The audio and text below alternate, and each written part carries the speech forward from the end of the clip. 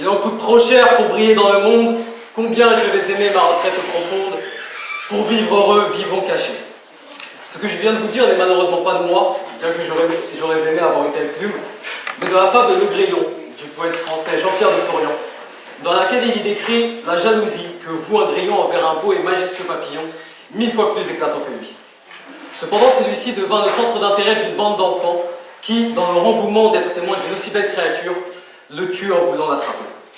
Le grillon, maintenant conscient de la chance qu'il a de ne pas susciter l'attention de ses enfants, conclut la fable par la phrase qui est entrée en tant que proverbe dans la langue française et qui est mon sujet aujourd'hui. Pour vivre heureux, vivons cachés. Attendons-nous quelque peu sur ce que c'est que d'être heureux, si vous voulez bien. Selon ma perception du bonheur, il y a très certainement autant de manières d'y parvenir que d'êtres humains sur cette terre. Tout le monde n'atteint pas le bonheur de la même façon.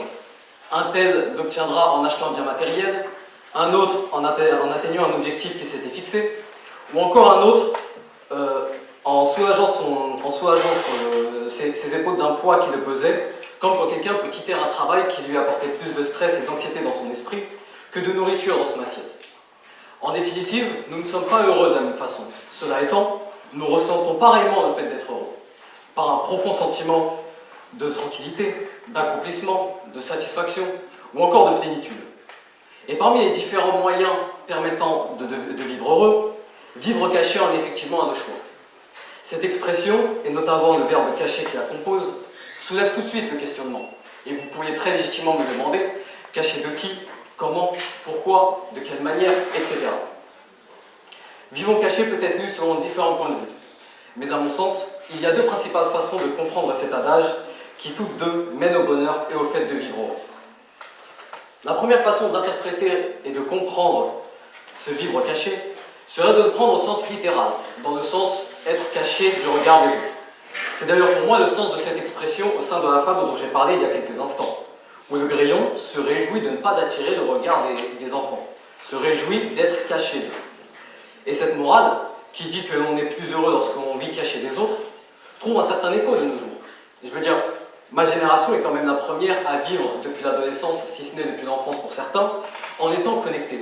Et à notre époque, chaque génération n'est un peu plus que la précédente. Chacun expose à plus ou moins de monde ce qu'il fait, ce qu'il dit, ce qu'il pense, à qui il parle, etc.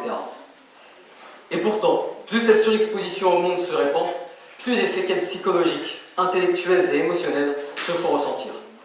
Allumez votre télévision un soir en regardant des informations, vous aurez énormément de chances d'entendre une histoire d'un jeune qui s'est suicidé ou qui a commis un massacre lorsqu'il vit dans un pays qui le permet, car celui-ci a reçu la moquerie ou l'insulte de trop sur Snapchat ou Instagram.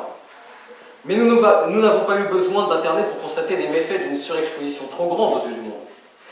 Dans le domaine artistique, beaucoup de stars, dont la notoriété et la popularité nous laissaient penser au premier abord qu'ils étaient les plus heureux du monde, ont eu une fin tragique qui nous rappelle que vivre en étant affiché aux yeux de tous peut avoir des conséquences dramatiques. La liste est longue comme le bras. Le DJ suédois Avicii l'an dernier, le chanteur du groupe de rock Linkin Park, ou encore Kurt Cobain pour les plus anciens d'entre nous. Des exemples sont légion pour prouver qu'une vie en retrait permet un épanouissement plus grand qu'une vie sous le feu des regards, des critiques et des paroles. La situation présente me donne également raison, où je ne pense pas me tromper si je dis que la quasi-intégralité d'entre vous est bien plus heureux au sein de cette foule difforme, plutôt qu'à ma place ou à la place de tous ceux qui sont passés avant et qui passeront après, et qui auront à subir des centaines de regards pour les fusiller, des centaines de bouches pour commenter leurs dires, ou encore des centaines d'oreilles pour les écouter. Réfléchir au sens premier des termes est un début. Néanmoins, cela est loin d'être suffisant. Si on considère maintenant le sens figuré de cet aphorisme, il peut vouloir dire que les autres voient notre personne physique, comme vous me voyez actuellement, mais ne voient pas qui nous sommes, notre personnalité profonde. Vivre heureux tout en ayant une vie sociale en 2019 implique ce que certains pourraient qualifier de mensonge, mais que je me risquerais plutôt à définir comme une forme d'intelligence sociale, qui, in fine, mènera à une vie heureuse. Dissimuler ce que l'on pense, dire aux autres ce qu'ils ont envie d'entendre. Cela contribue au bonheur personnel comme collectif, car il n'y a pas meilleur moyen d'éviter un conflit qu'en ne disant que des choses qui ne heurteront pas la sensibilité de la personne que j'ai en face de moi. Compétences et savoir-faire sont autant d'éléments que nous pouvons choisir de cacher aux yeux des autres. Cela ne nous permettra pas directement de vivre plus heureux, mais il est fort probable que cette manière d'être permette de s'éviter des obstacles et des embûches qui se seraient dressés sur notre route si nous avions décidé de jouer franc jeu avec le monde. C'est comme si par exemple en début d'année scolaire, quelqu'un d'excessivement bon en mathématiques décidait de le cacher aux autres de peur que ceux-ci le jalousent et le voient comme une menace, et réflexe parfaitement humain que n'importe lequel d'entre nous est amené à ressentir à la vue d'un individu doté d'aptitudes que nous ne possédons pas. Maintenant, il est possible que la partie adverse me réplique « Mais est-il vraiment humain d'agir de la sorte? N'est-il pas problématique de mentir et même de manipuler en permanence ?» Très bien, j'entends l'argument. Et je vais y répondre, mais en me plaçant du point de vue d'une certaine morale et même d'une certaine éthique. Ne pas se dévoiler plus que de raison aux autres. Garder ses opinions pour soi lorsqu'il serait déplacé ou inopportun de les dévoiler. Prêter attention plutôt que de vouloir l'attirer. Autant d'interprétations possibles de ce vivre caché et qui mènent toutes vers une valeur, tantôt enseignées par nos parents, tantôt par les religions qui régissent nos vies selon nos croyances.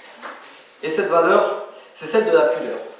La pudeur qui, de par le comportement qu'elle promeut, qui témoigne d'une certaine noblesse dans le langage et donc dans le comportement. Pour conclure, vivre caché est un proverbe plein de mystères, qui, une fois qu'on les résout, nous mène tous à la même finalité, qui est qu'adopter cette philosophie de vie va de pair avec vivre une vie heureuse. La fable dont j'ai parlé en introduction et qui a vu naître cette expression date de 1792. Pourtant, il m'a semblé curieux que celle-ci évoque tant d'éléments et de caractéristiques de notre vie en société et de notre manière d'interagir avec les autres aujourd'hui. Mais en travaillant encore et encore pour préparer cette journée, il m'a paru clair que cette fable, de par les enseignements qu'elle veut transmettre, est encore bien ancrée dans le présent, et dont nous, en tant qu'enfants, adolescents ou adultes vivant au XXIe siècle, avons encore plus que jamais besoin d'entendre.